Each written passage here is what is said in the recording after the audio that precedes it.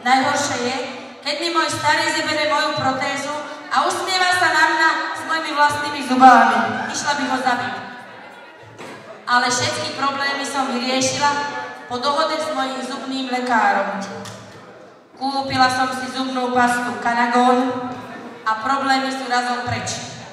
Môžete sa dať lešenárske trubky a protéza sa ani nehne. Teda keď vám môžem poradiť, kúpte si zubnú pastu Kanagón, budete mať zuby ako kón.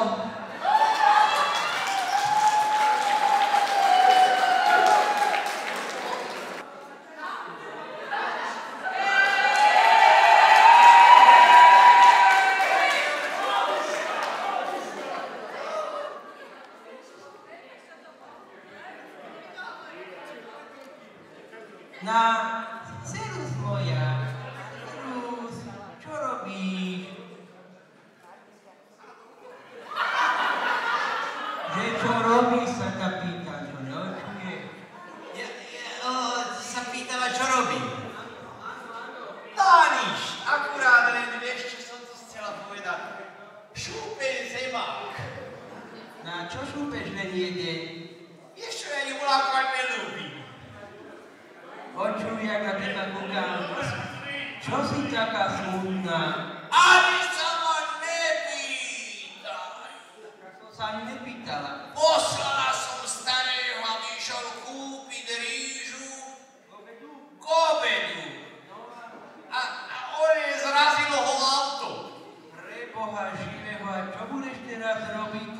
Zemáky.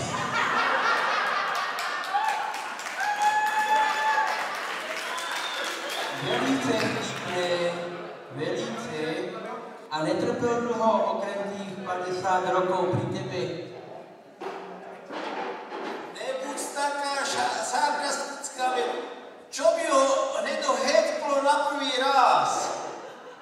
Lebo išiel na červenú, potom na zelenú a ten šofér, čo povedal, že vôbec to nevidel.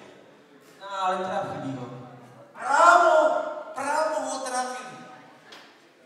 A očúvaj, teba sa chcem niečo opýtať ešte. Ty ešte onej ako to. Chcela som povedať, či ešte môžeš.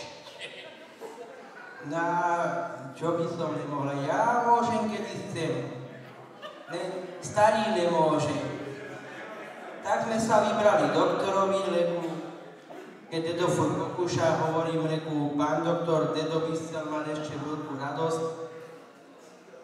Nemáte voľakú inekciu alebo voľaké pirule? A doktor hovorí, reku, babka, teraz také pirule testujeme. Keď chcete, tak vám dáme. Vám dám striebornú, detkovi dáme zlatú. Na dotyte za týždeň sa pochváliť, ako to dopadlo.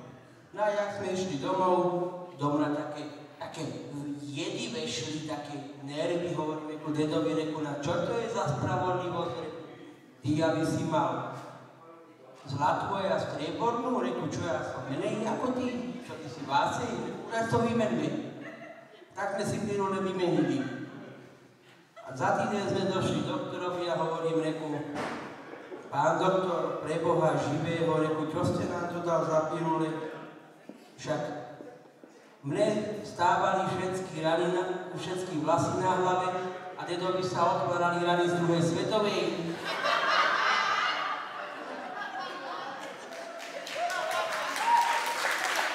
No, na hovado, no.